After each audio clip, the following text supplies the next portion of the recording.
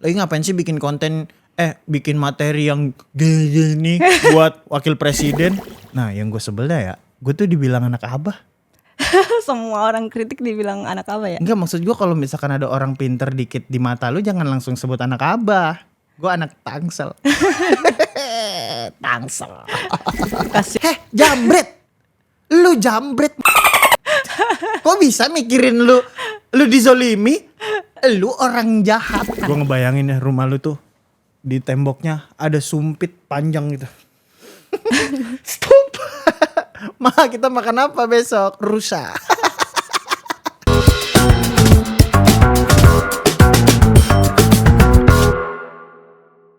Assalamualaikum cinta.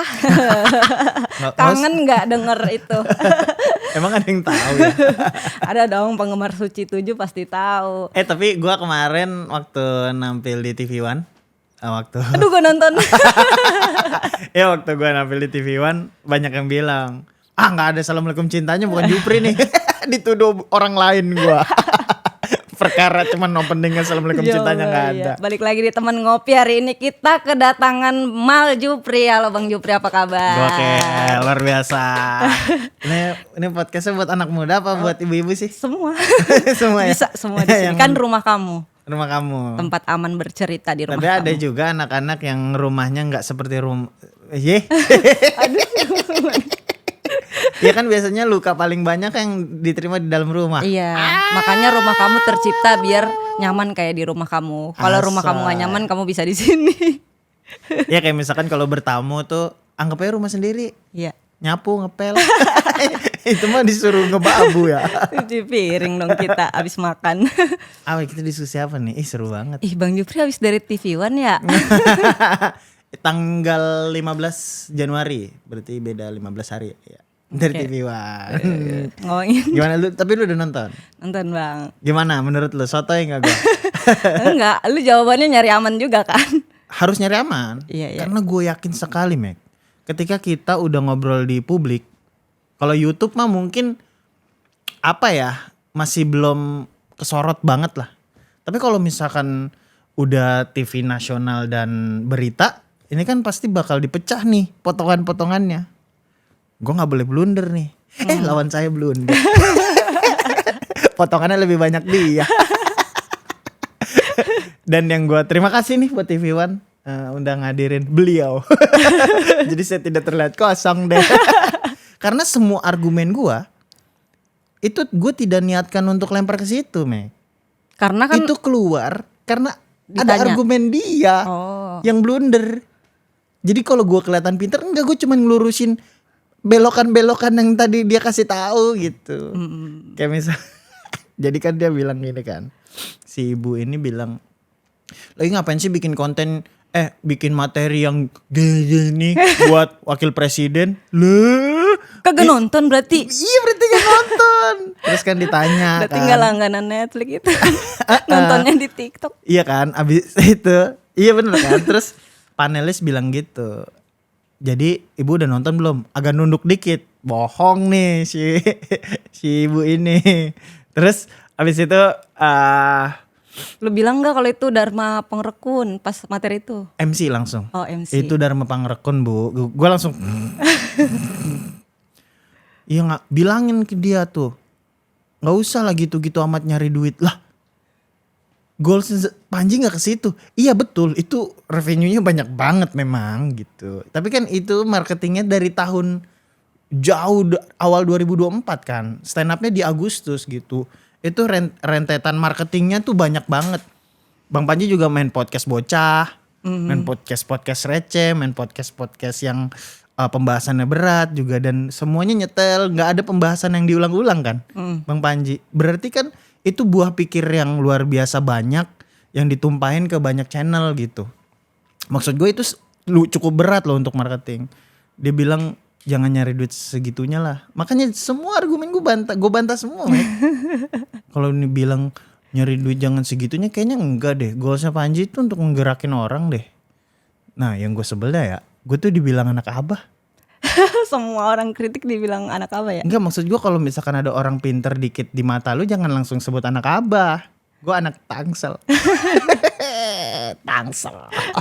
Kasian juga yang yatim pasif ya. Iya. Abah gue aja kagak ada perannya ini gitu. Itu ceritain diri lu sendiri ya? Iya. Soalnya gue juga sama bang. Tiap bikin konten yang gue rasa itu merugikan gue gitu. Kritik misalkan kabupaten lah atau apa, ini pasti anak abah kaum sakit hati. Lu nggak sakit hati lihat pemerintah ngerugiin rakyat ya abang? Kenapa gitu sih?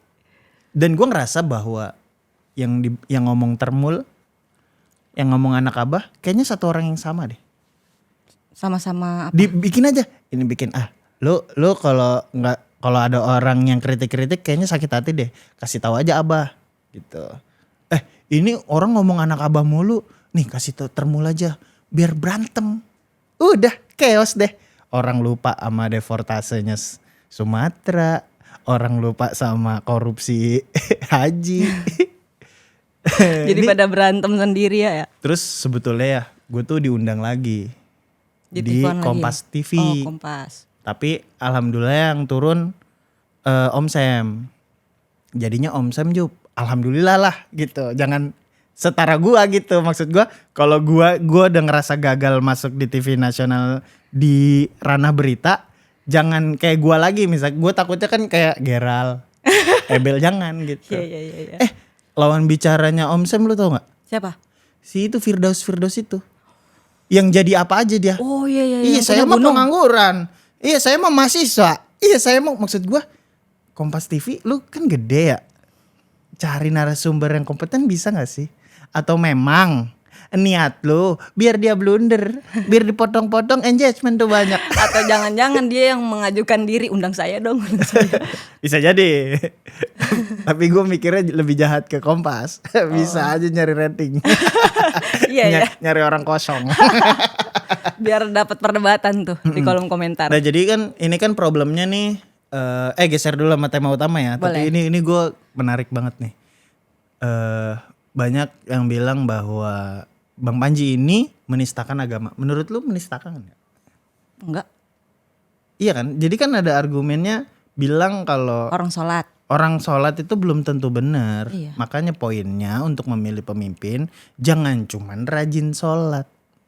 Berarti rajin sholat ya tetap jadi poin kan. Orang gak menangkap itu. Dan menurut gue pribadi ya. Ya, itu bukan menurut keyakinan saya. Itu bukan menistakan agama, tapi mengkoreksi orang-orang yang beragama. Betul. Bukan agamanya, orang yang beragama. Karena menurut gua tujuannya udah jelas kok. Biar lu milihnya gak sembarangan lagi kan. Apalagi sampai kepilih presiden tuh, walaupun kita gak tahu ijazahnya kan. Ini kan dikat gak sih? Gak usah lah ya. Iya kan, berarti kan kita tuh bener-bener kalau ngasal jelek sih. Sesembarangan sama aja ya. Ya sesembarangan itu milih pemimpin kan. Makanya gue kayak iya ya bener ya. Bang Panji tuh hadir cuman ngasih tahu lu tahu nggak kalau kita salah. Gitu. Karena pemerintah itu cerminan masyarakat juga. Betul. Kan kita yang milih. Tapi kan lu kemarin kan debat sama ibu-ibu di lu kok mau diundang ke sini, kan gue ibu-ibu, lu nggak trauma? Enggak dong. Karena lu tidak memiliki jabatan. Kan? Jadi tidak ada moral yang lu jaga untuk tidak setuju sama gue. Iya, gue nggak punya kepentingan apapun. Iya, karena beliau ini kekuatannya emang untuk membantah Panji, yang gue yakini ya. Iya, menurut keyakinan gue. Terus juga kalau misalkan menistakan agama, kayaknya enggak deh. Ada juga ustadz yang udah besar bilang ganyang Panji gitu-gitu, kayak hey, yang nistain agama, yang memperkeruh, yang menjelekan Islam itu bukan stand up. Yang menjelekan Islam itu korupsi haji. Nih semua lini Al-Quran udah, ya kan? Haji udah. Apalagi? Kurban. Apalagi? Itu alat buat COVID. Alat buat COVID. Itu udah bukan agama tuh. Ya Al-Quran lah. Al-Quran juga udah semuanya, semua lini udah dilibas. Tapi Bang Jupri udah semenjak jadi stand up komedian emang melek sama hal-hal kayak gini? Terpaksa sih, Meg. Kenapa terpaksa? Karena gini, Gue tuh ngerasa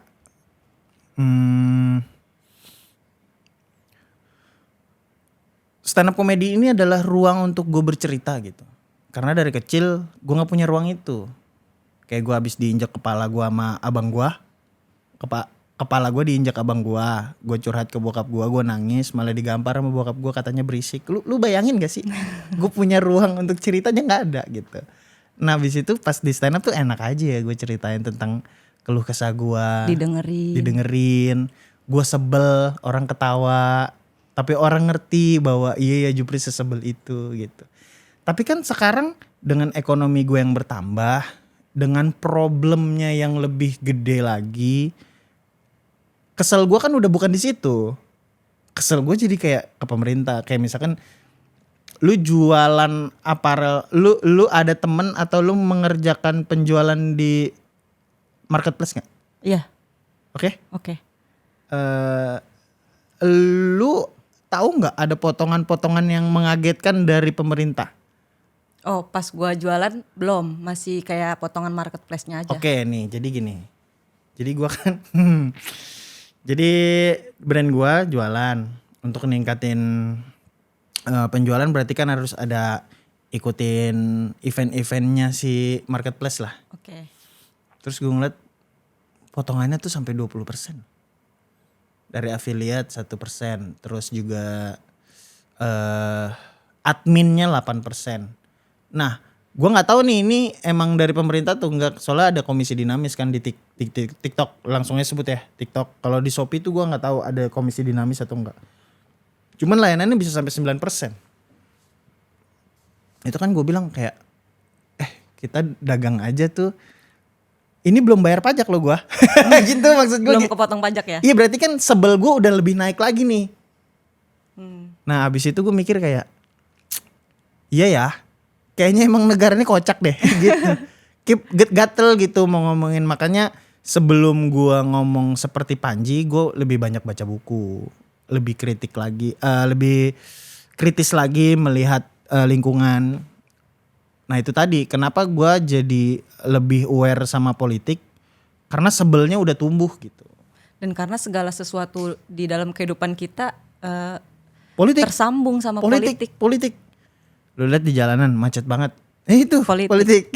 Jalanan kabupaten gelap politik. Politik, benar politik. Jalanan rusak 2M, politik itu. Sampah Tangsel segunung. Politik. Buset, gue mau ke pasar harus bongkar dulu. Mana pasar gue mau beli ayam. Masih banyak itu sampah. Masih. Kegagalan pemerintah Tangsel apa? Menurut lu itu kegagalan pemerintah apa masyarakat? Itu kan korupsi. Iya yang korupsi pengelolaan gue ngerasa sampah. bahwa sekarang jadi masyarakat nggak bisa disalahin. Iya karena kalau ada tempat pembuangannya nggak mungkin juga kalau dia buang sampah di sembarangan. Tapi ini masih kesimpulan kotor ya. Maksudnya gue tuh belum observasi sampai dalam. Tapi si sampah ini sebetulnya sering ditarik.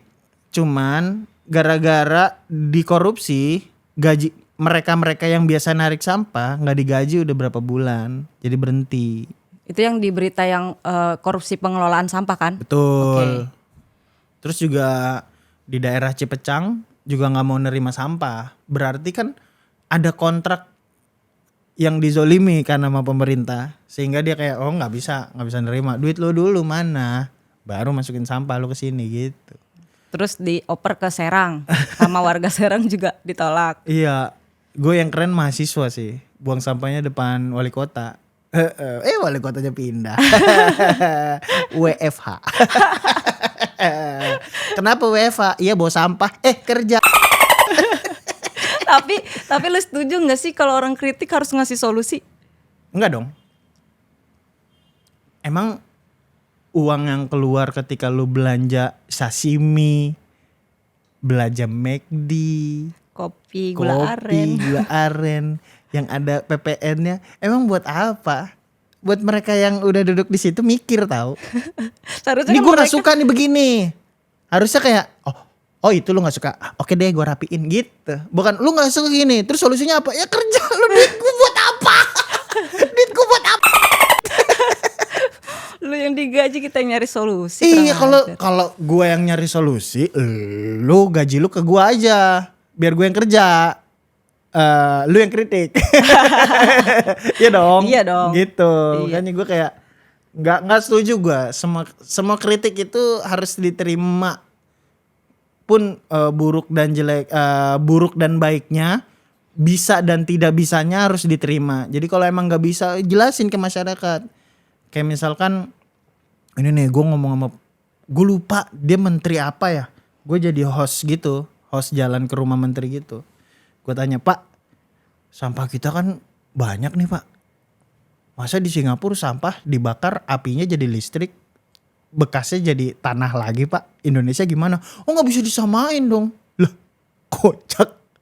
Pertama nih, tambang kita jauh lebih banyak ya dong. Pemasukan kita jauh lebih banyak. Rempah-rempah juga banyak.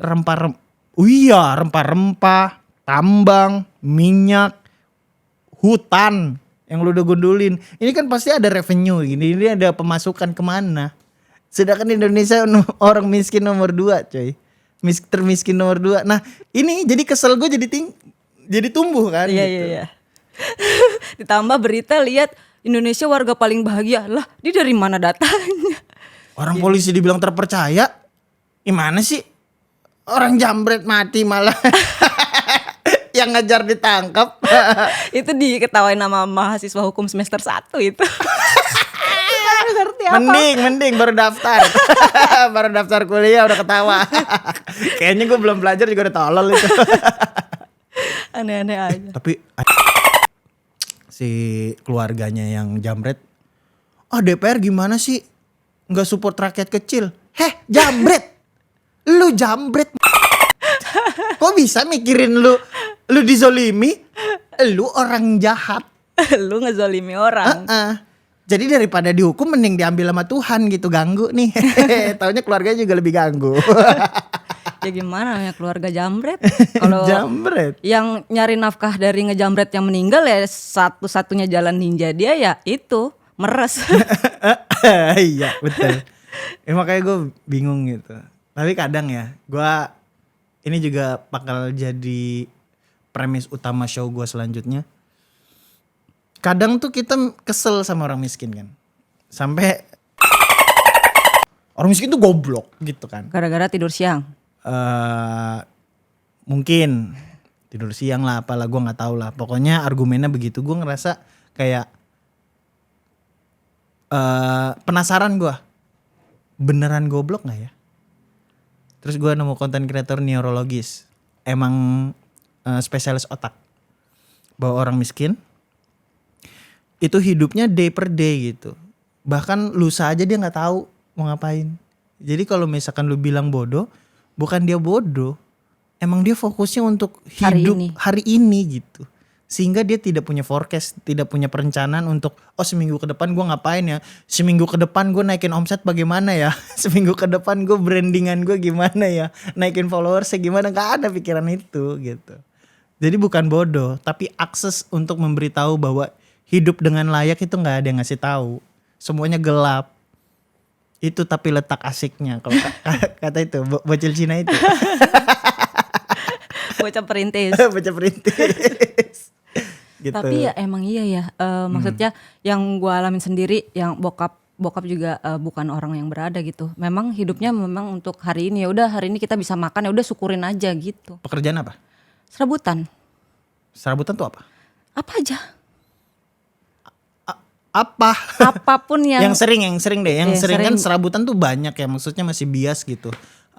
Apa ya serabutan tuh apa ya? Tapi yang sering dilakukan apa? Oh kayak nguli gitu. Nguli. Terus ngerjain apa, misalkan gue ada duit nih tolong bikinin taman, bikin gitu. Pokoknya apapun yang menghasilkan uang disuruh dengan cara kita disuruh. satu keluarga deh. Bapak gue juga gitu. Ya. Nah kan kayak gitu-gitu kan kita tuh nggak dikasih tahu gitu, nggak dikasih arah gitu kan. Kita punya orang tuanya seperti itu, tapi ya udah gitu. Kita nyari circle lain yang bisa ngajarin kita. Tapi kadang gue sebel juga. Tapi kan bokap lu berhasil untuk nyiptain lu kayak gini. Tidak. Ini circle saya di luar. Kalau saya ngikutin bapak saya jadi mandor. Saya jadi mandor. Mending kalau jadi kenek. Tapi gue kan dari SD gue kenek. Oh udah. Ngaduk semen. Jadi gue tuh SMP, SMA tuh ranking 3 gue. Tapi dari seumur hidup gue, pujian dari bokap gue cuma bilang, aduh kan kamu mantep. Itu pujian ya, kamu mantep. Kayak nge-review kopi gitu ya. Iya gue kayak elah. Kamu Tapi ya udahlah. Udah maklum aja sih gue. Ya emang kadang-kadang juga dia juga orang-orang miskin juga bingung gimana caranya melayakan hidup, orang dia juga hidup buat besok juga masih kadang mikir. Terus ini gue baca ternyata di Undang-Undang Dasar 1945 bahwa orang miskin dipelihara. Oh pantas ada MBG. Dipelihara doang, kagak dididik kan, dianggap binatang jadinya. Tapi kan di Undang-Undang Dasar juga ada mencerdaskan kehidupan bangsa. Itu ada yang hapus kali. Kok gue gak baca. Ya kan bangsa kan. Soalnya plek-ketiplek yang ini loh. Yang boldnya itu orang miskin dipelihara negara. Nah gue bingung nih peliharaannya gimana. Dipelihara tuh seperti pelihara kucing apa pelihara ayam? Kalaupun dipelihara dengan cara kasih MBG kan orang-orang yang terlantar di jalan gak dapet MBG. Oh iya? Iya. Bukannya semuanya ya? Yang gak sekolah juga dapat ya?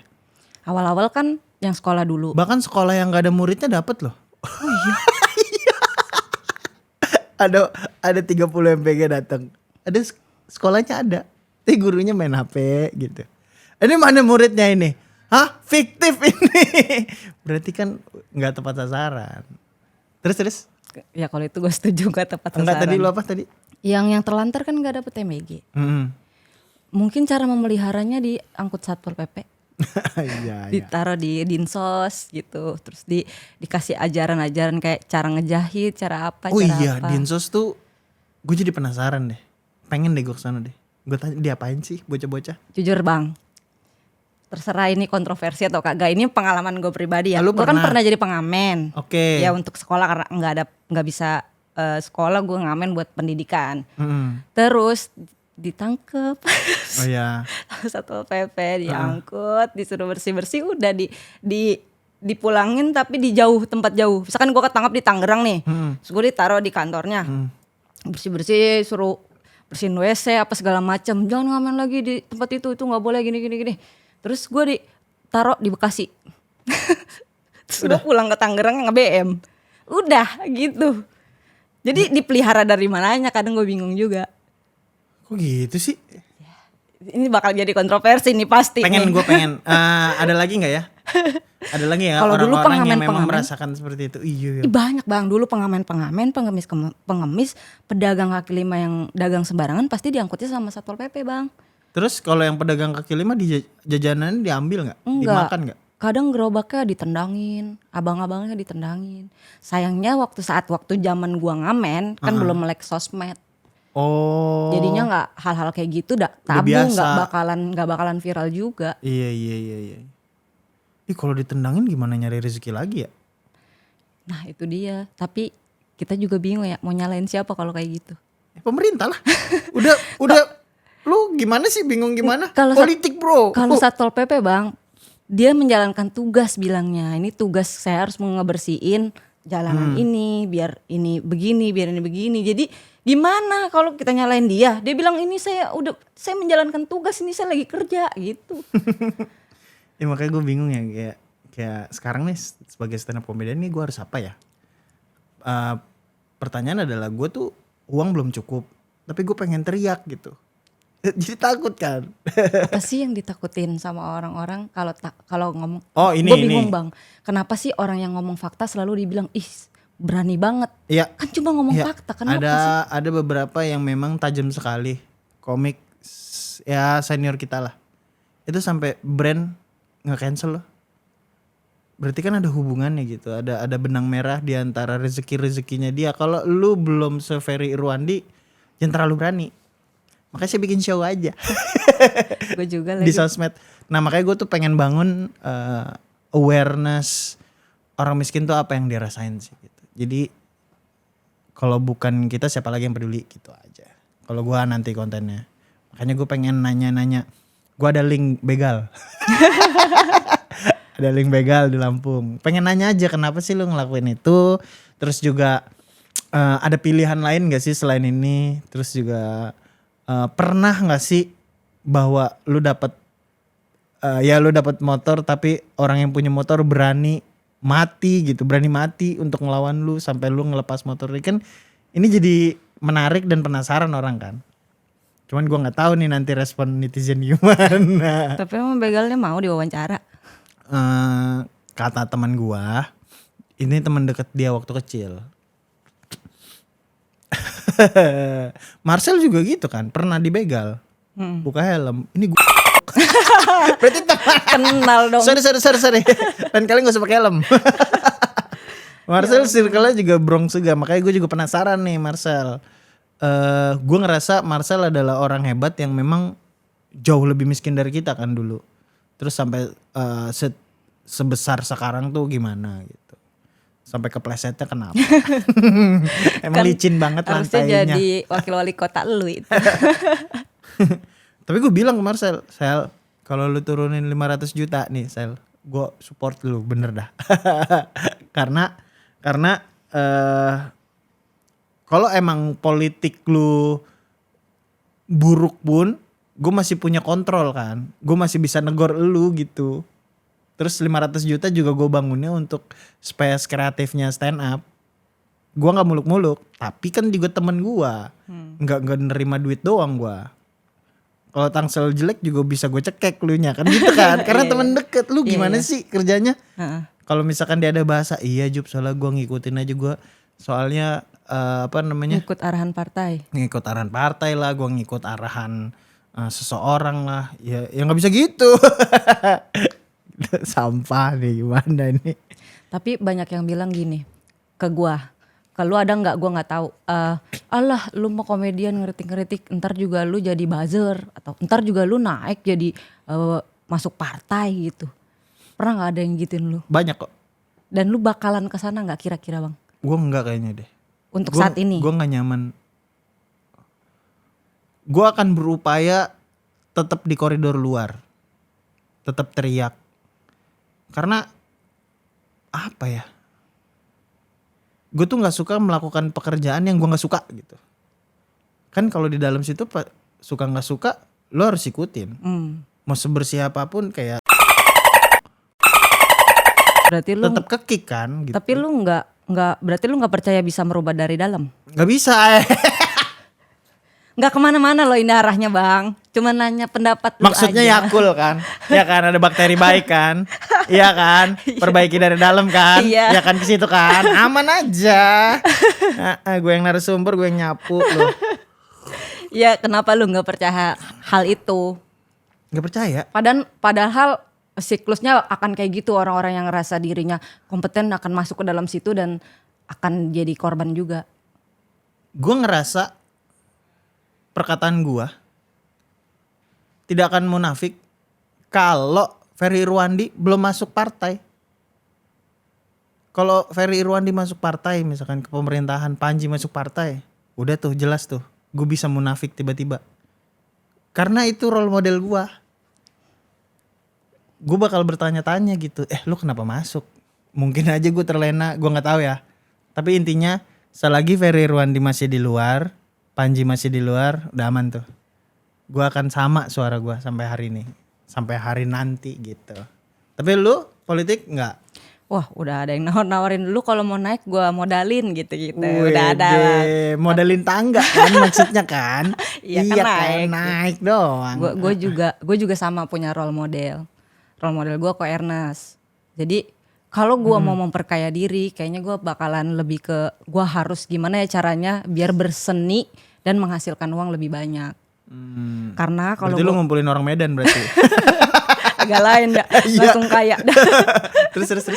Karena kalau gue masuk ke dalam situ, gue tahu lah gue tuh bukan orang yang beriman bang. Gue tahu gue masih suka hilaf. Gue takut kalau nanti seandainya ada dalam situ tiba-tiba ada tawaran-tawaran sekian dan gue tidak bisa mengendalikan diri. Daripada gue masuk ke situ lebih baik gue menahan diri. Dan kalau gue mau kaya, gue kaya lewat seni aja. Iya sih, benar. Makanya kayak Raditya Dika sih bersih, buat orang paling bersih itu. Ya gimana nggak bersih, udah punya duit sampai anak cucu ke-7. Dia pensiun dini umur 35. Jadi kerjaan itu udah. Karena biasanya orang-orang yang udah financial freedom tuh udah kagak kepikiran kayak gitu-gituan dah bang. Kayaknya ya. Atau memang kekhawatirannya brandnya rusak dan mengganggu pemasukan karyawannya. Itu sih pikirannya itu. Zawin pun juga gak berisik. Kalau ngomongin politik Zawin tuh lebih dalam lagi. Lebih tajam lagi. Ilmunya juga lebih matang lagi karena dia memang organisasi ekstra kan. Organisasi ekstra di kampus. Kalau gue kan emang organisasi komunitas. Komedi-komedi doang. Yang gue sebelnya gue peduli sama isu politik sekarang ini. Soalnya dulu mah gak peduli gue. Iya betul. Karena gue ngerasa bahwa dampaknya gak ke gue kok. Oh tapi pas gue ngeliat skema sekitar kita kayak anjir ya. Kayak misalkan gue di Jepang nih. Gue jalan-jalan di trotoar. Udah pasti setiap hari. Sehari lu pasti langkah lu 10.000 deh. Itu udah disupport sama trotoar yang bagus. Dan transportasi yang semuanya terhubung. Oke. Jadi kita jalan pun tetap happy gitu. Sedangkan di sini kan kita jalan aja nabrak tukang somai. Sampah ya kan. Ada warung kecil. ada pemotor di trotoar. Ada pemotor di trotoar gitu. Dari tukang parkirnya juga. Yang pertama. Yang kedua juga kereta kita tuh belum menyentuh sama daerah-daerah terpencil gitu. Di Pamulang aja Reni belum kesentuh. Kita harus jalan naik ojek dulu 30 menit sampai stasiun gitu. Dan kadang masih ada ojek yang belum boleh di stasiun. Ya kan? Masyarakat lagi. Itu politik cuman bukan politik atas, politik daerah. Opang. Maksudnya kalau emang gak ada rezeki pelajarin teknologi apa? Males banget sampai nutup rezeki orang. Sebel gue.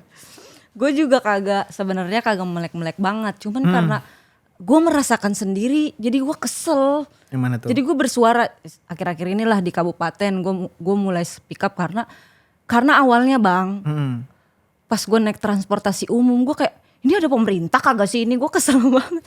Harus nunggu berjam-jam, ojek online belum boleh menyentuh di stasiun itu. Terus kalau nunggu angkotnya harus berjam-jam, gak kayak di Jakarta kayak Jaklingko penuh gak perlu jalan kan.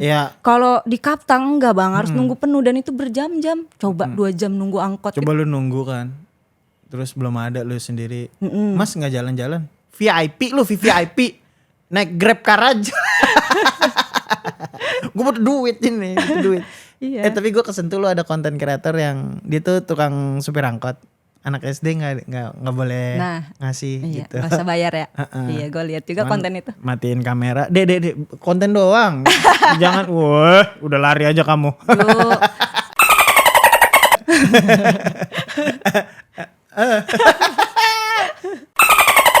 Gak gitu ya? Gak gitu. Enggak. Kan masih orang dekat. Hoakal itu ya, berita-berita kayak gitu ya. Tapi ya gak penting lah. Gue yakin kalau misalkan konten kreator yang kita ngerasa bahwa kayaknya gak masuk akal deh dia ngasih duit segitu deh. Gue yakin. Soalnya hampir tiap hari ngasih iPhone tuh lu saudagar banget lu. Lu punya hotel kagak, punya pulau kagak. Mesti uang lu segede mana sehingga lu sering ngasih iPhone. Itu sih yang gue langsung bertanya-tanya. Ini juga yang gue bikin penasaran sih ini. Siapa? Ayo. Pikirkan secara logika, ayo. Iya. Siapa namanya? Kurang tahu gue namanya. Gue lupa. Tapi dia udah beberapa kali bisa orang bang. Betul, maksud gua dia duitnya dari mana ya? Itu cukup banyak juga loh, 3 juta, 2 juta. Kan kalau dulu nggak ada yang berhasil tuh jarang. Kalau sekarang udah mulai banyak tuh yang berhasil. Dan bahkan engagement gedenya tuh kalau ketika dia gagal, ketika orang lain berhasil, itu engagement gede tuh. Iya. Bisa ya? Bisa ya? Pikirkan secara logika. Gitu. Itu juga menarik tuh konten itu. Suka gue. Suka kalau ngelihat dia gagal gue tuh. Nah, kalau lu di dunia kreatif ini, lu fokusnya sekarang di mana, Meg? Di berkarya aja, Bang. Ya apa? Gue lagi kan karya tuh kan ada konten Instagram, ada konten YouTube, ada konten stand up. beriringan gue Beriringan tuh gimana, sorry? Gue sambil nulis buku, sambil ngonten, sambil stand up. Wow, nulis buku. Iya, ntar lagi terbit bang buku gue bang. Oh gokil. Udah draft ke berapa? Ini udah bab ketiga di buku ketiga. Bab ketiga, buku ketiga. Buku ketiga? Buku ketiga, buku pertama dan kedua nanti tahun ini terbit. Yang ketiga lagi ditulis. Apa tentang apa tuh? Yang pertama itu non fiksi. Itu kayak pengembangan diri gitu. Judulnya seni berdamai dengan semua hal kecuali kemiskinan. Karena menurut gue kemiskinan gak bisa didamaikan. Kemiskinan tuh harus dilawan gitu. Gak boleh berdamai sama kemiskinan, itu menurut gue. Jadi gue tuangin di buku itu. Ya, tapi kalau misalkan bertahun-tahun miskin gimana caranya? Ya dilawan bang. Ya lawannya gimana? Ya bekerja lebih keras. Berpendidikan lebih tinggi. Oh ya, pendidikan. Gimana caranya berpendidikan lebih tinggi tapi tidak disupport pemerintah? Ya lanjut kita bahas ini apa namanya? Buku. Ya, Yang buku. kedua itu novel, judulnya Trust Issue. Trust Issue. Trust Issue itu kisah fiksi tentang anak perempuan yang takut menikah karena fatherless, bapaknya selingkuh, jadi dia takut menikah. Oh iya, kalau fatherless di kepala lu gimana sih? Karena gue tuh dibilang, gue kan ceritain tentang bokap gue di stand up, terus temen gue bilang, tapi semua orang punya sosok fatherless loh. Gue gak ngerasa fatherless soalnya. Nah fatherless nih definisinya apa sih? Kalau di gua? Ya menurut lu? Kalau di gua, menurut gua bapak yang tidak berusaha berperan dalam hidup anak. Contoh waktu gua kecil, bapak gua kerja, tapi ngasih duit ke emak gua setelah dia. 1 bulan dengan anak 7, kadang 200.000 sebulan. Kadang enggak. Kalau nggak punya duit nggak usah bikin anak banyak, gimana sih? Bikin mie aja, mie double tuh, banyak boleh dah, lu kenyang tuh. Itu juga yang pengen gue ungkapin ke bapak gue, cuman gue kagak enak. terus. Akhirnya nyokap gue yang bekerja keras bang. Bahkan gue sampai disekolahin sama saudara nyokap gue yang non muslim. Gue sekolah di tempat nyokap gue kan mualaf, gue sampai sekolah di tempat saudara gue gitu. Dan bapak gue fungsinya apa? Napas. Bahkan dia selingkuh dan lain-lain. Gue mikir kayak, lu di hidup gue perannya cuman ngajanin gue sama ngasih nama, udah. Dia pikir itu cukup. Ngasih nama juga karena dia ngefans sama PDIP. Gue dikasih nama gue Mega. Terus. Dan menurut gue nggak ada dan nggak ada dia, gue nggak tahu hidup ini kayak. Itu fatherless sih. Iya. Emang gak ada kehadiran. Kalau gue, bokap gue hadir banget, bold banget kehadirannya gitu. Sampai gue jago ngaduk semen kan itu kehadiran dong. Iya, pendidikan dini. Karena bokap gue juga, gue bisa masang listrik, bisa masang genteng. Gue ngerti, kalau ini bocor di sini berarti di atas harus di aqua proof. Nah kalau gue dapetin itu dari nyokap. Nyokap lu ngaduk semen juga? Bukan. Maksudnya gimana caranya lu kagak punya gas bisa masak dari kayu. Gimana caranya lu gak punya duit tapi bisa makan nyari keong, nyari tumbuh-tumbuhan gitu bang. Jadi gue tuh udah banyak banget ujian ekonomi yang udah gue lewatin berkat emak gue gitu. Jadi gue gak pernah lapar bang, jujur aja gue walaupun miskin gue tuh gak pernah kekurangan makan. Gue ngebayangin ya rumah lu tuh di temboknya ada sumpit panjang gitu. Stop. Ma, kita makan apa besok? Rusa.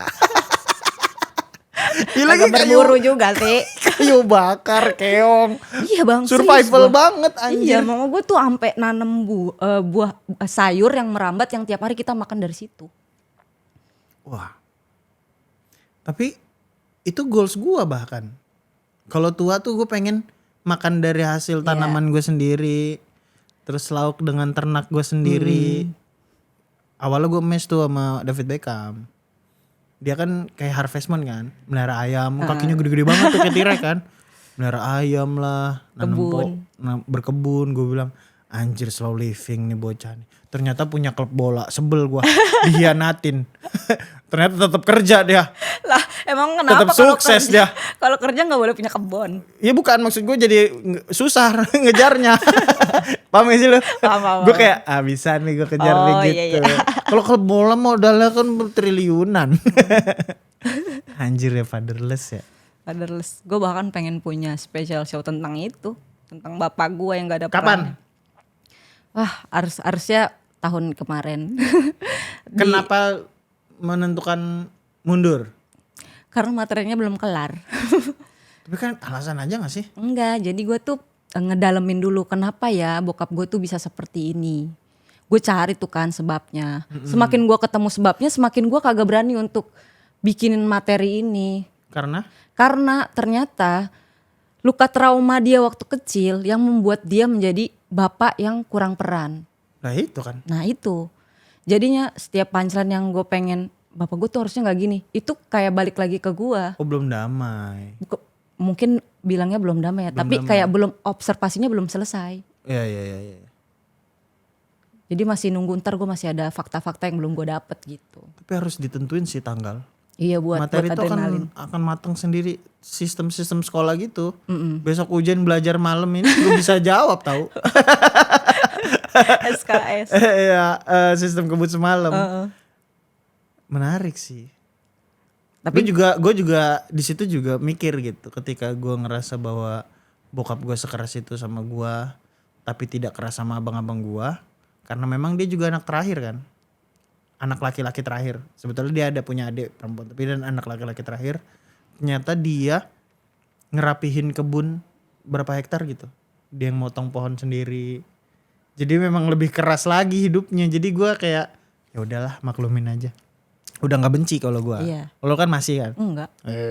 Gue udah nggak pernah emosi kalau ngebahas bokap gue. Oh gitu. Cuman karena memang mulut tajem ini, gue kadang masih kayak gini gitu. Ke bapak pun gue begitu tajemnya. Oh lu kan punya anak juga. Iya. Nah kalau anak lu gimana? Lu ngerasa bahwa lu berharap tumbuhnya seperti apa? Soalnya kan lu tumbuh dari seorang datang doang gitu. Kalau anak lu mau didesain seperti apa? Ya gue pengen sih ada sosok bapak, tapi kan dari lahir udah kagak. Jadi gue harus jadi ibu dan bapak.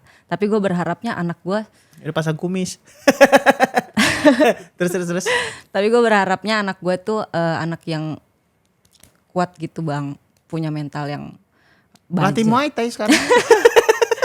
Bukan cuma kuat fisik, tapi kuat mental, kuat dalam berpikir, kuat dalam melawan kemiskinan. Nah kan gue nggak punya anak nih.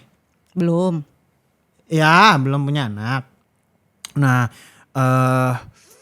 treatment lu gimana untuk membuat mentalnya tuh seperti itu orang Cina itu merintis itu? Gue nggak punya treatment khusus bang. Nggak ada. Gue cuman mengajarkan ke anak-anak gue kalau hidup itu kadang nggak sesuai sama yang kita harapkan. Jadi kalau misalkan lu melihat di luar sana, kok ada ya anak yang sekolahnya diusahain sama bapaknya, di kerjaannya dicariin bapaknya, kok gue enggak ya gitu. Tapi ada juga kok yang gembel gitu. Makanya lu punya referensi lain buat ngebantai omongan anak lu. Ada loh orang dari kecil udah silver, ada loh. Ada loh yang pakai baju badut Upin Ipin, kepalanya Upin Ipin, badannya boboiboy, diketeng kostumnya. Kamu harusnya bersyukur, mama kerja nih. Pertama satu itu bersyukur, yang kedua hidup kan nggak sesuai sama keinginan kita. Tapi apapun takdir yang tidak bisa kita ubah, kayak kita lahir dari mana, bapak kita siapa. Gue setuju. Itu kita harus berdamai. Kita nggak bisa milih lahir di rahim siapa. Iya. Kalau bisa milih kan Nikita Willy, anaknya 200. Raffi Ahmad gitu. Nagita Slavina, anak 1000. Ya kalau bisa milih, kalau takdir yang nggak bisa dipilih itu kita harus berdamai. Tapi kalau nasib yang masih kita bisa rubah, kita bisa ngerubah. Definisi takdir dan nasib tuh gue masih bias tuh. Paling gue cuma pengen baca lagi sih. Menarik sih tuh. Kayak nasib seseorang bisa dirubah, takdir nggak bisa. Lah gimana nih? Dulu soalnya gue mikirin nasib sama takdir sama. Tapi anak lu memiliki mimpi pengen jadi sesuatu gitu? Punya. Apa tuh? Dia pengen jadi, ini agak deep dikit ya. Iya nggak apa-apa. Dia pengen jadi orang sukses supaya nanti bapaknya lihat kalau lu tuh ngebuang gue tuh suatu kesalahan. Anak lu sering nonton Dracin berarti. Tapi gue amin ya kak, semoga sukses kamu tuh sukses. apa? Apa aja, yang penting. Nah, Gue ngerasa bahwa peran lu tuh penting untuk memberitahu sukses tuh apa.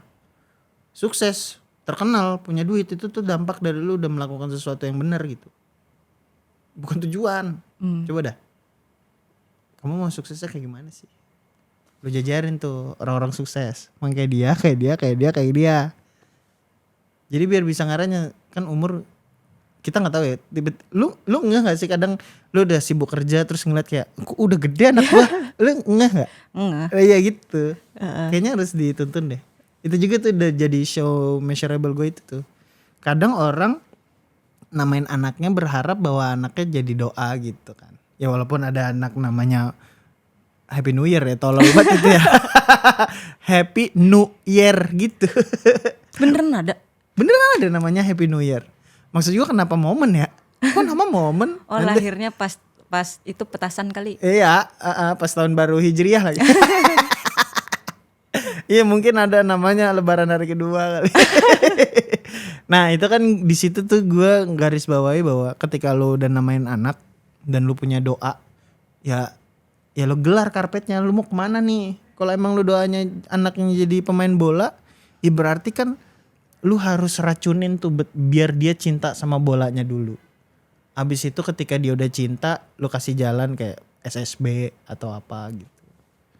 Gue sih gitu ya. Sotoy-sotoyan gue. Tapi kalau lu apa yang lu mau lakuin ke anak lu? Karena gue baru pertama kali jadi orang tua. Dan gue tidak menerapkan apa yang dilakukan sama bapak gue. Jadi gue menerapkan ke anak gue, kamu sukanya apa? Oh, terus ditanya. Kamu sukanya apa? Kamu mau sekolahnya yang kayak gimana? Kamu mau nanti ke depannya kayak gimana? Bahkan hal-hal yang kalau gue salah, kamu suka gak kalau bunda kayak gini? Oh, itu keren sih. Kamu suka nggak? Kamu sebel nggak sama bunda kalau bunda kayak gini? Itu gue selalu diskusi sama dia. Terus kalau yang kata anak lo nangis? Anak gue nangis. Misalkan nangis nih ngerengek gitu pengen sesuatu, lu sistemnya gimana? Kan ada orang tua yang diem dicuit cetak gitu sampai kayak kompor cetak gitu. Nah kalau lu tuh sistemnya kayak gimana sih? Kalau nangisnya karena apa dulu? Sesuatu yang dia mau itu apa? Kalau dia nangis karena minta pisau ya kagak gue kasih. Mau nangis kayak apa juga kagak bakal. Aerox deh. Ya apa. Misalkan ya pokoknya pernah nangis kejer lah. Lu treatmentnya gimana? Treatmentnya kalau ke anak cewek sama ke anak cowok gue beda. Emang ada dua? Iya ada dua. Cewek dan cowok. Oh gue taunya cewek, sorry. Yang cewek udah gede. Terus. Dan bahkan dia gak pernah nangis untuk minta sesuatu bang. Yang cewek. Oh dia, karena udah tahu keadaan kali ya? Mungkin ya. Dia tuh tiap hari COD-nya datang. Oh beli sendiri? Iya. Kayak dia nggak pernah minta. Kegocek gue maksud gue kira dia tuh udah mengerti keadaan orang tua gitu, jadi ya udahlah nggak usah beli sesuatu. Kalau COD mulu sebel gue. Enggak bang, masalahnya dia COD mulu nggak pernah minta sama gue bang. COD datang gue, duitnya dari mana kak? Kamu duitnya dari mana? Aku tabung yang dari bunda. Oh the best. Gue kayak kamu tuh punya aku loh, nggak apa-apa loh sesekali minta sama aku. Kalau hal yang nggak usah lah, kan aku juga punya, kan bunda juga ngasih setiap hari. Aduh. Bahkan dia nggak pernah ngerengek bang untuk minta sesuatu sama gua. Kalau yang cewek. Tapi itu bagus tuh. Pendidikan finance udah bener. Dia menahan gratifikasi instan untuk mendapatkan sesuatu yang lebih baik. Nah orang miskin nggak bisa dikasih gitu tuh. Lalu emang gua udah kaya? Bukan, itu pemikiran orang. Lu tau gak sih? Mental miskin. Iya mental miskin. Karena kan ini salah sih sebetulnya kata Profesor Hang apa gue lupa, yang anak nih dikasih marshmallow nih di depannya, lu mau makan tapi kalau lu nggak makan lu nanti dikasih 2. Maksudnya untuk menahan diri untuk tidak beli sesuatu untuk mendapatkan sesuatu yang jauh lebih besar kan. Nah ini sebetulnya dibantah karena mental miskin itu pasti langsung ngambil, karena gue nggak yakin nih 2 ini akan datang apa enggak gitu. Cuman pemikiran anak lu udah keren. Gue tahu nih, berarti kan dia pikir jajan itu gaji ya. Oh kalau misalkan jajan gue udah sekian, gue baru bisa beli sesuatu ini. Itu udah bener tuh. Kadang kan orang kan ya udahlah selagi yang ada habisin aja gitu kan. Mental shit man. Yang penting hidup hari ini. Besok bodo amat. Besok berdoa. Iya. Besok berdoa. Besok juga ada libatin rezekinya. Tuhan. Libatin Tuhan. Bukan buat bersyukur. Nah anak gue yang cewek tuh gak kayak gitu. Keren. Jadi kadang gue juga bingung. Gue jadi penasaran cara ngedidiknya gimana. Gue juga penasaran bang, apa yang gue udah lakuin sampai dia kayak gitu. Apakah dia melihat gue bekerja sampai larut malam sehingga dia berpikir kasihan ya emak gue kalau gue bebanin sesuatu lagi. Atau anak lu trigger pas nonton lu yang ini ngomongin Panji. Kasihan banget mak gue nih. Awas lu Dipo. Kagak lah. Canda. Bahkan ke adeknya dia lebih galak, namanya anak perempuan pertama ya bang. Oh iya, gue yakin. Perempuan tuh pasti cerewet ya. Adeknya nih kalau minta sesuatu hari ini yang gue bilang besok, gue tuh kagak perlu marah bang. Dia yang marahin adeknya. Kamu ngerti nggak dibilang besok gitu? Kakak pertama perempuan. Besok ya nak. Maunya sekarang. Iya, tinggal berapa jam lagi sih guys? Segitu lebih cool. Berapa lagi sih, tunggu aja. Lu kan nggak ada kerjaan apa, lu nggak podcast, lu ke Jakarta Pusat gitu. Kalau anak lu udah ngerti kayak gitu keren. Pahamin lah keadaan orang tua lu. Gile, anak gue yang pertama tuh galaknya bukan main. Keren. Karena mungkin dia jadi sosok gue ketika gue nggak ada. Jadi ketika gue di luar rumah, dialah yang jadi ibu dan bapak di rumah. Anak perempuan pertama itu. Tapi bersyukur banget sih gue punya dia bang. Tapi gue jadi emes sama cara lu ngedidik anak gara-gara peran lu jadi bukan orang jahat. Emang ada orang tua perannya orang jahat? Kan ada yang bad cop, good cop. Apa tuh? Bad cop tuh kayak misalkan, berarti bad copnya ayah nih, good copnya ibu. Jadi kalau ibu kesel, Pak bilangin tuh anaknya. Lah kan gue kagak bisa begitu. Enggak kan contoh. Okay. Makanya ketika lu gak ada peran suami, anak lu jadi peran bad copnya, gue jadi ngerasa bahwa kakak lu rela menjadi antagonis untuk membuat lu jadi protagonis gitu. Gue jadi emes gitu kayak, ya Allah, keren. Masya Allah. Keren. Baru berpikir keren. Mantep ya. Bersyukur banget ya gue iya, ya. Mantep. Kak, mantep. makasih Jadi ya lu nggak perlu effort lebih untuk ngasih tahu ke anak kedua lu kan, karena udah ada kakaknya. Jadi lu tuh tetap terlihat angel gitu di mata anak lu, kedua anak lu. Keren. Makasih ya kak udah ada di dalam hidup bunda. Keren. Ya Allah. Gue baru gimana cara kayak ngedidiknya gitu. Nah yang kedua ini mau ngeyel bang ya. Anak laki ya baru umur 45 jalan 5 tahun. Iya. Dia tiap ada tukang dagang berhenti bang. Tapi gue bukan kayak emak gue. Kalau emak gue kan jangan itu nggak dijual gitu ya. Kalau gue ya sudah beli. Tapi hari ini sudah 2 pedagang sudah cukup besok. Karena kamu hidup bukan untuk hari ini saja. Kalau gue bilangnya gitu. Itu kan balik lagi gitu bicara mental miskin. Mental miskin kan fokusnya di hari ini aja gitu. Sedangkan lu udah mikirin 4-5 hari ke depan gitu. Ada forecastnya, ada perencanaan. Terus ketika dia udah pedagang ketiga diberhentiin dan gue bilang jangan, dia akan menangis dan gue tinggal. 10 menit berhenti sudah. Gue kagak mau denger dia nangis. Karena kalau gue denger dia nangis, sini jangan nangis ya. Ntar dia lembek. Gue takut kalau anak cowok bakal lembek, gue takut. Jadi gue tinggal ya dia nangis. Ntar juga 5 menit berhenti. Jadi bunyi tuh tuk keras banget ya. Udah ngelembek lagi. Tapi gue suka bokap gue. Kalau bokap gue tuh kalau ada yang tukang kue gitu, jangan lewat sini.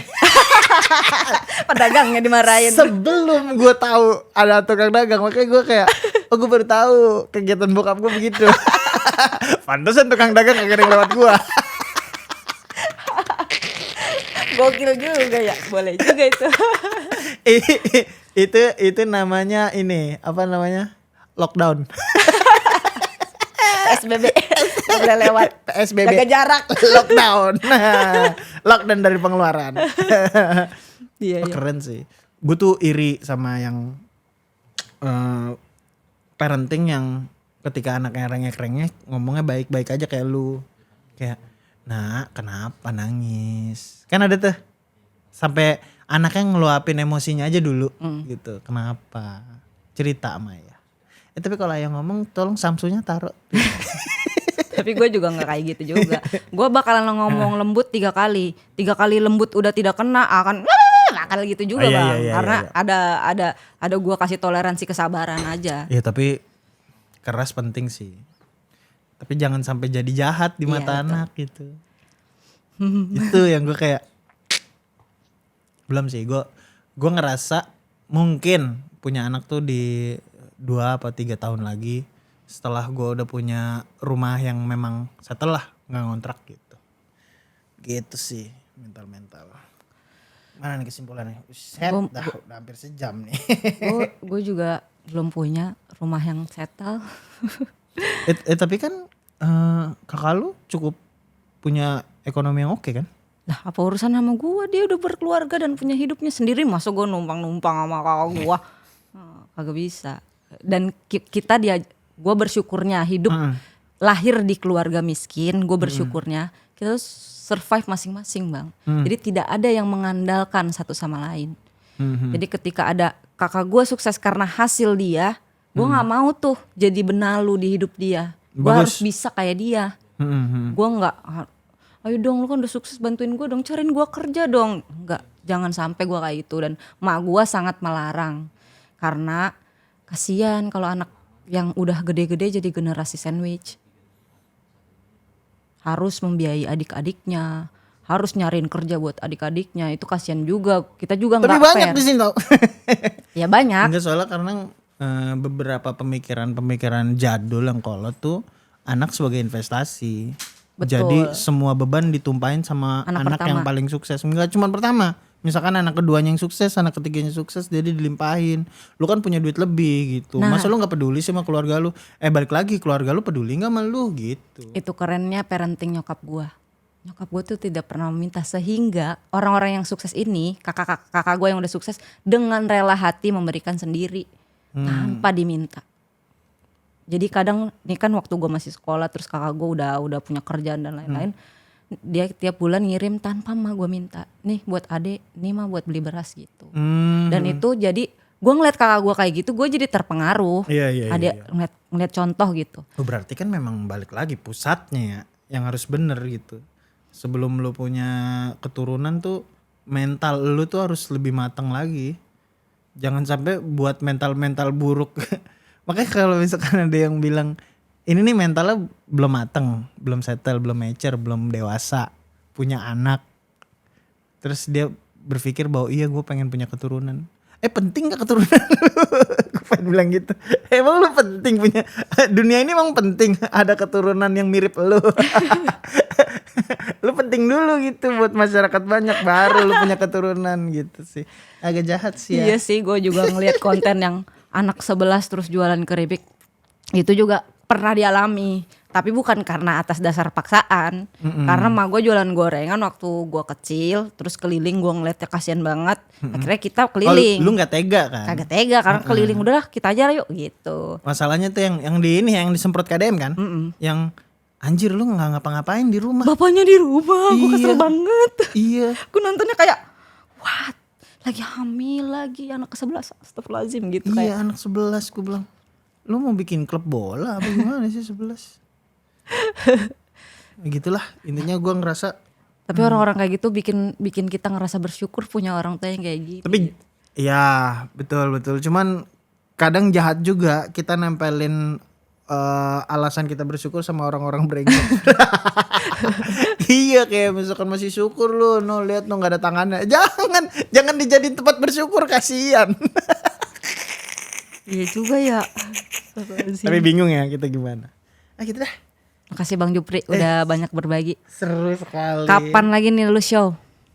Show April 2027. Masih lama sih, makanya gue bakalan mau tur nggak? Tur, tetap tur. Gue ngerasa ya tur itu membuat komik menjadi jauh lebih matang di Jakarta. Bukan berarti itu jadi open mic ya. Kasar banget misalkan kota lain, oh ya udah gue nganggapnya open mic juga kok bang. Enggak anjir, gue tetap ngasih 100%. Cuman kan 100% yang di kota-kota lain kan timbul poin lagi yang oh iya nih dia jadi lebih matang, lebih enak nih, jadi lebih oke kesini nih gitu. Oh yang ini kemarin agak kurang, gue tambahin dikit ini gitu Iya, ya kan. jadi lebih ke volumenya gitu. Tetap kerjanya 100%. Pas di finalnya jadi lebih baik. Iya begitu. Bukan karena belum mateng gue nyobain kota-kota ini.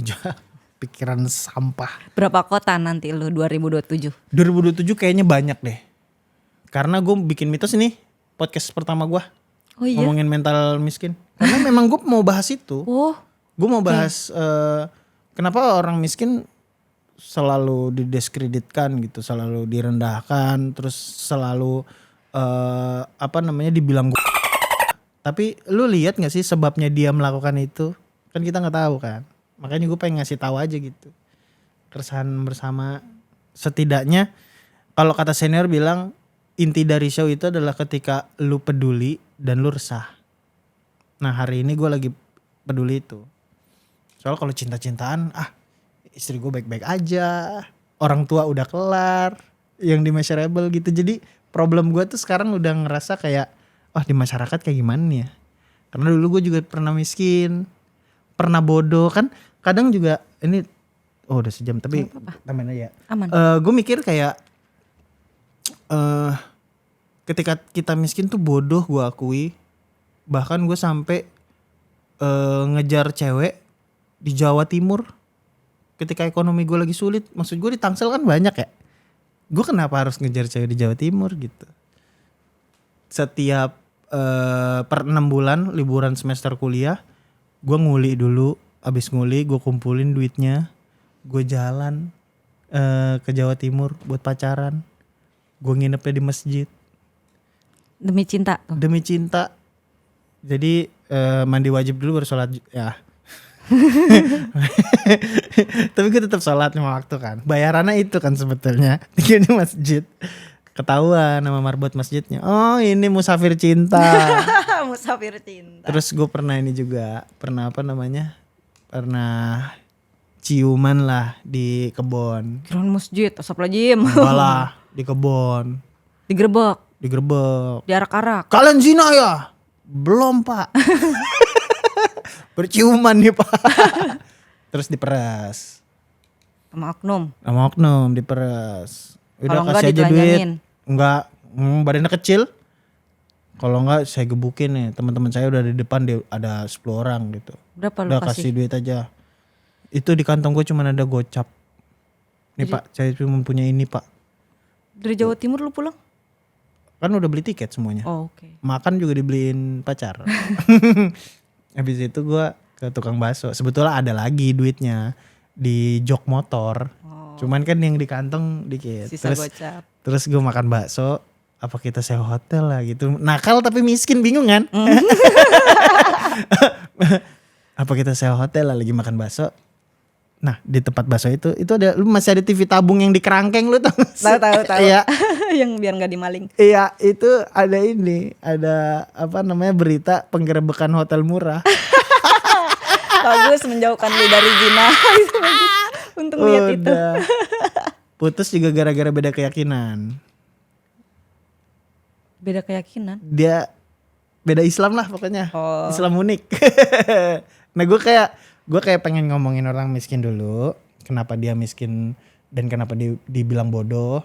Secara neurologis seperti apa. Secara keadaan gimana. Terus gue nanti wawancara semua orang miskin. Semua orang miskin gue bakal wawancara. Gue bakal di YouTubein gue. Mau dia mau ketemu mukanya atau enggak. Makanya tadi gue bilang begal, jablay. yang dia merasa bahwa nyari duit susah, makanya dia melakukan hal-hal yang negatif gitu kan. Terus juga pengemis juga bakal gue wawancara gitu. Jadi gue dapet spektrum, gue dapet sudut pandang yang luas gitu di show ini. Bener kayak pengemis nggak usah bang, dia udah kaya tahu di kampungnya. betul. Tapi kan kita kan belum tahu. Yes, ada juga pengemis yang miskin beneran gitu. Oke. Ya mencoba husnuzon. Gitu. Siap. April lancar. 2027. Setahun, gokil. Tungguin. Setahun lebih ya berarti ya. Sekarang masih Januari. Sambil nunggu itu lu cek juga show-shownya Bang Jupri yang udah ada digital downloadnya. Betul. Ada di mana bang? Ada di comika.id. Comika. Di maljupri.com juga ada, tinggal klik nanti langsung diarahin ke chartnya di comika.id. Yang pertama, show pertama gue Selawayakan. Kumpulan jokes saja. Chill. Nyantai-nyantai aja walaupun masalah banyak. Grateful. Ternyata aku baik-baik saja kok.